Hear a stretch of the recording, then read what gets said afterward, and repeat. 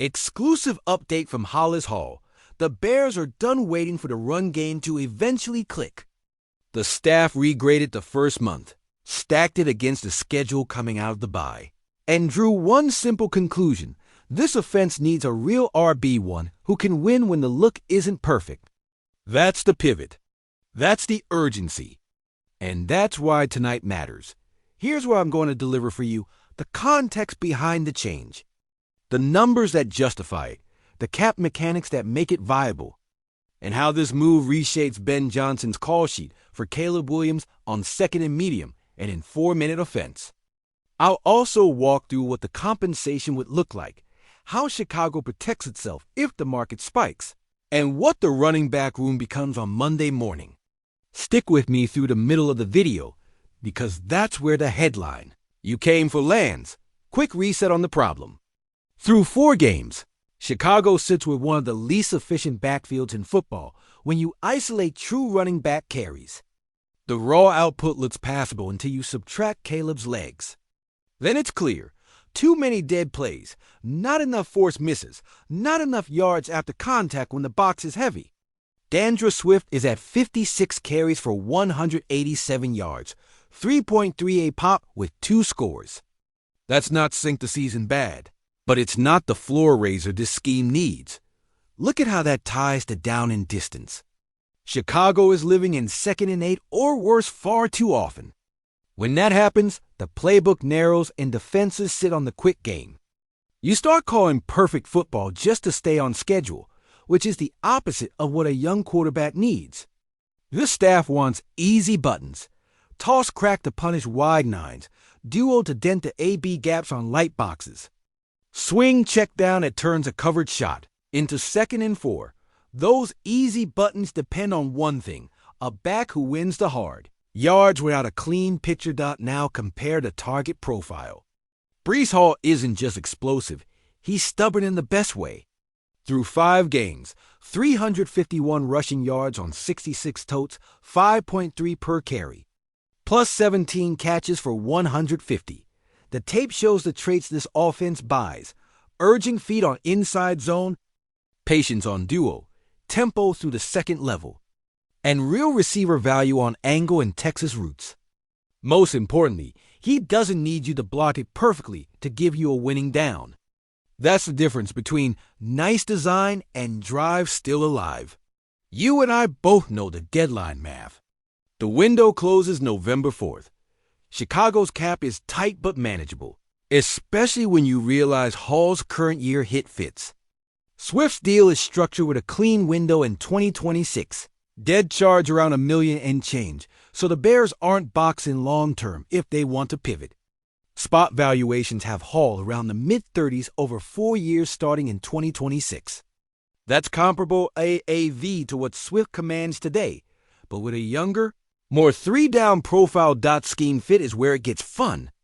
Ben Johnson's menu wants a back who can be the hinge between structure and improv. With Hall, you unlock 3 families of calls that haven't lived to their potential yet. First, the split flow series outside zone with the sift that punishes over pursuit. All presses, bends, and turns a stalemate into 6. Second, duo insert on condensed sets. When linebackers play fast downhill, he has the feet to slip and keep the run alive. When they play patient, he hits the crease before safeties fold.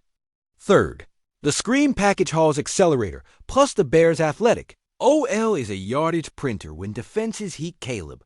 That's not theory. That's what his profile gives you on day 1. Running backs live in traffic. You mitigate by sharing load and scripting touches that protect the body while maximizing value. Hall doesn't need 28 carries. He needs 18 smart touches, December 15th runs, 3 to 5 planned throws, plus whatever the game gives you. That keeps Swift useful in the rotation, especially as a space player and in 2-back looks that stress rules. It also keeps the rookie backs on a track that develops skills, not bad habits. Contract strategy after the trade is straightforward. If Hall hits as the feature top 10 in success rate, pass pro holds. Ball security clean you move to extend in January on a front-loaded structure with playtime and playoff escalators. protecting 2027 to 2028 flexibility. If he's merely good, you tag and trade or let the market set the price in March. The key is optionality. Chicago keeps it .now compensation because that's where fans get itchy. The number I'm hearing that makes sense for both sides is an early, Day 3 headliner with a modest sweetener. Think a fourth plus a conditional six that upgrades based on snaps or playoff win. Why clears for the Jets? They're 0-5. The position is devalued across the league, and they'd rather convert an expiring asset into darts. Why clears for the Bears? The impact delta over current production is immediate and large. And you preserve your premium picks for tackle and 3-tech money in April. Before I drop the headline, a quick note on the locker room. This move isn't a referendum on Swift the person. It's an upgrade to the room, period. You add a finisher on a team that's too often a yard short. You broaden the identity, not just pretty spacing and timing, but blunt force efficiency when you need to close a half or bleed a clock. Players feel that. Coaches lean on that. Seasons swing on that. You're watching Bears News Fan Report. If you live and breathe this team the way I do, hit subscribe, drop a like so this reaches more diehards, and keep the comments sharp. We don't do fluff here. We do football. All right, here's the moment you've been waiting for. And I'm going to say it exactly the way it's being said inside the building. Chicago has greenlit the acquisition of Breece Hall and is prepared to send the discuss. Day 3 package, the second New York engages at that price.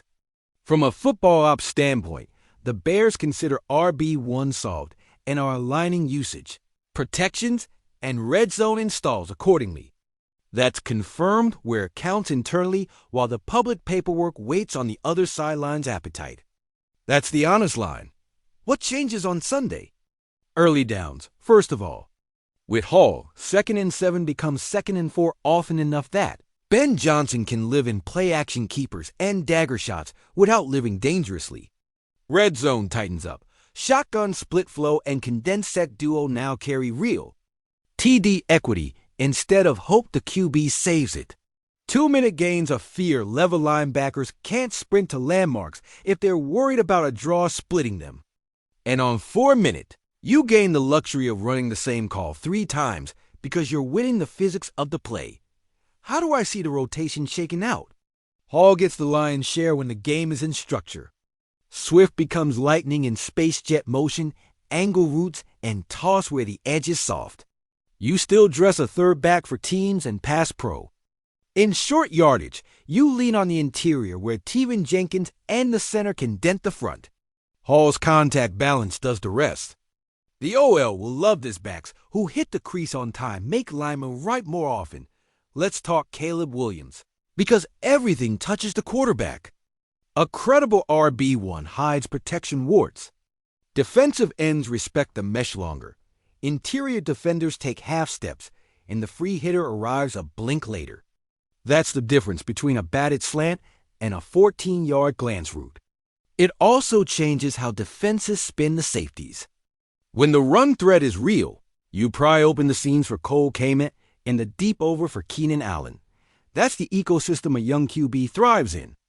Simple reads created by honest fear.